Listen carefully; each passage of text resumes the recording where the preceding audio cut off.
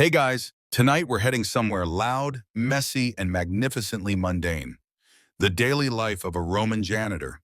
Imagine the clatter of sandals on stone, the smell of street-side stew mingling with donkey droppings, and the occasional scream of a fishmonger arguing over anchovies. You're not a senator, not a soldier, not even a gladiator. Nope. You're a tile-scrubbing, broom-wielding, olive oil-wielding master of muck. Welcome to your shift. And before we begin, a tiny reality check. If you think you'd last more than a day in this job, remember that your morning alarm is a rooster that doesn't understand snooze buttons. Your bed is a lumpy straw mat over creaky wood. And you share your room with one cousin, two mice, and the smell of pickled onions. So before you get comfortable, take a moment to like the video and subscribe, but only if you genuinely enjoy what I do here. Drop your location and local time in the comments. I love seeing where and when you all tune in from. Now, dim the lights, maybe turn on a fan for that soft background hum, and let's ease into tonight's journey together. It's still dark out when you wake, barely aglow over the tiled rooftops of Rome. You rub the sleep out of your eyes and stretch, careful not to knock your head against the slanted beams above your straw mattress. The room smells of dust and last night's lentils, and somewhere in the wall, a beetle is clicking ominously. Your insula, Rome's version of an apartment block, is creaky, overcrowded, and, statistically speaking, probably a fire waiting to happen. You live on the third floor, which isn't bad. Higher floors are cheaper, thanks to the thrilling bonus feature of no plumbing and a slightly increased chance of structural collapse during storms.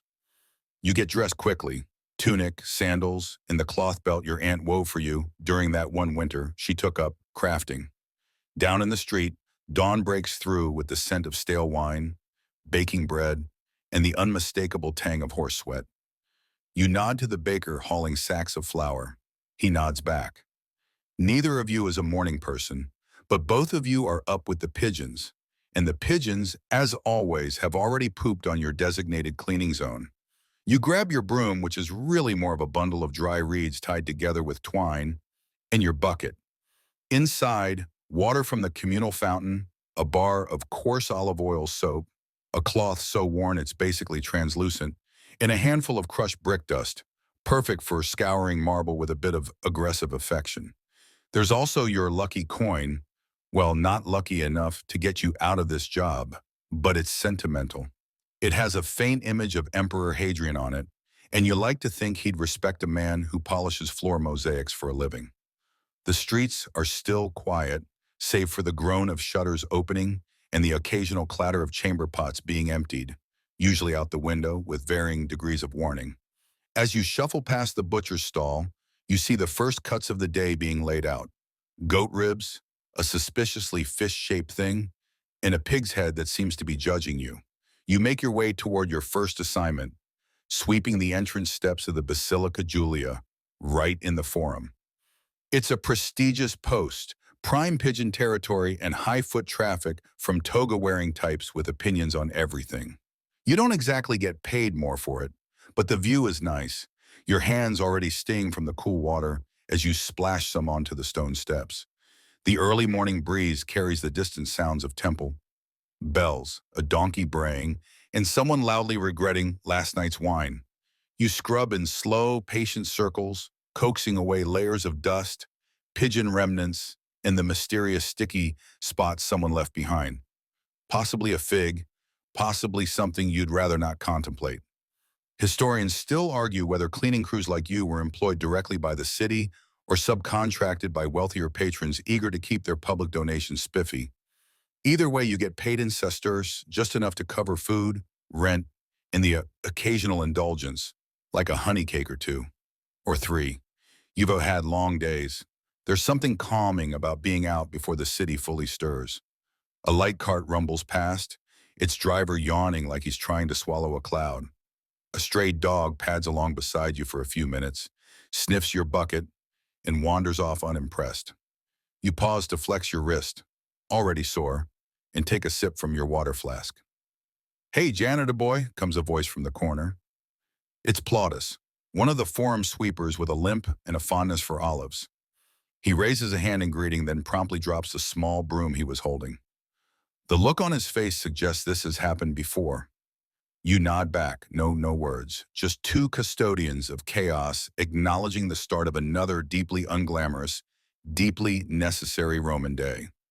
You move on to a row of cold marmara. From the heat and hum of the baths, you make your way toward the markets. A shift not just in location, but in atmosphere. The Thermae had steam and soft-voiced stories. The market? It's all brass lungs and clanging bronze scales. Voices rise and clash like cymbals, each seller trying to outshout the last. Fresh lentils, best tunics in Trastevere, goat cheese that tastes like dreams, and your personal favorite, fish so fresh they still owe taxes. You clutch your bucket closer as you dodge a man wheeling a cart full of cabbages. The smell is agricultural. Your broom clacks against your knee. You try to look official, like someone who belongs here. People tend to step aside when they see you coming, not out of respect, but because cleaning staff usually means someone's dropped something foul. Your assigned area today is the stall lanes, an in-between space where the runoff from everything seems to gather. Olive oil, fruit skins, spilled wine, suspiciously slippery gray liquids. It's all here waiting for you like an overly eager dog. You begin with a broad sweep. That first gesture is satisfying. A long, scratchy drag of your broom that clears a path in the muck, like Moses parting the Red Sea of rotting produce. You find a broken clay cup, then a squashed plum, then a hairpin bent into a shape that may or may not be intentional art. You pocket it, your collection grows. The scent of the market is layered. There's the tang of fish, the sweetness of dates, the earthy sharpness of garlic, and under it all, a hint of sweat and ambition. You catch sight of a boy selling perfume oils, and for a split second, consider rubbing one into your rag just to freshen things up. Then you remember what happened last time. Sneezes. So many sneezes. You move closer to the fruit stalls, where the pavement has turned into a sort of jam slick. Your sandals stick with each step like you're walking through honey. The stall owner, a portly man with a stained apron, nods at you. Sorry about the pomegranate massacre, he says, jerking a thumb at the scene of the crime. You glance at it, a wide crimson stain, studded with seeds, half a rind still twitching in the wind. You've seen worse. Once you had to scrub dried eel guts off a senator's entryway. That took 3 days and a chisel. You get to work, sprinkling brick dust over the sticky area. It helps with the grip, creates a little friction, and smells vaguely like old rooftops. As you scrub, you overhear snippets of conversation. No, I said 6 eggs, not sex eggs. What even is a sex egg? Tell Lucius I'm not paying for another cursed flute. If that goose looks at me again, I'm eating it. The market is its own theater, a never-ending comedy where you're both backstage and part of the props department. You keep scrubbing. A runaway orange rolls past your foot. You stop it with your broom, glance around, and kick it gently toward the nearest stall. It bumps against a crate of fennel and is instantly absorbed into the display like nothing ever happened. You pause to rest your knees, leaning back against a barrel that smells faintly of vinegar. Across from you, a group of girls are giggling over a scarf vendor's flattery. This color brings out the goddess in you, he says, handing one a bolt of seafoam green. You mutter to yourself, brings out the garum in me, and chuckle. No one hears it, probably for the best. As you move toward the meat section, your pace slows, not from fatigue, though your shoulders are starting to voice their complaints, but because this is enemy territory.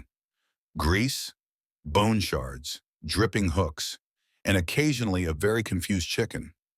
One time a pig escaped and caused a small riot. You still have a scar on your ankle from that day. Today, it's relatively calm. A butcher nods as you pass, slicing meat with the practiced ease of someone who's been doing it since birth. He steps aside politely, letting you sweep up a trail of gristle. The blood's mostly dried. You count that as a win.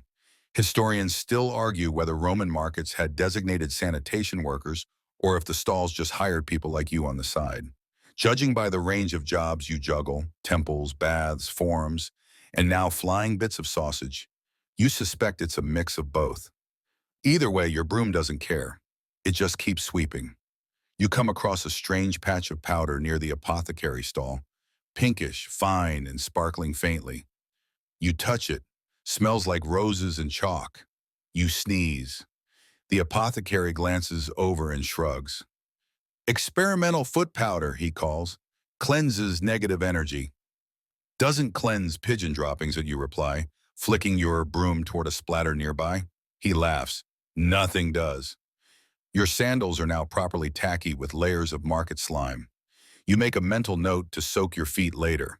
Maybe bribe a bath attendant for a scoop of mint oil. Maybe not. Your last bribe got you an accidental eyebrow singe from a faulty oil lamp.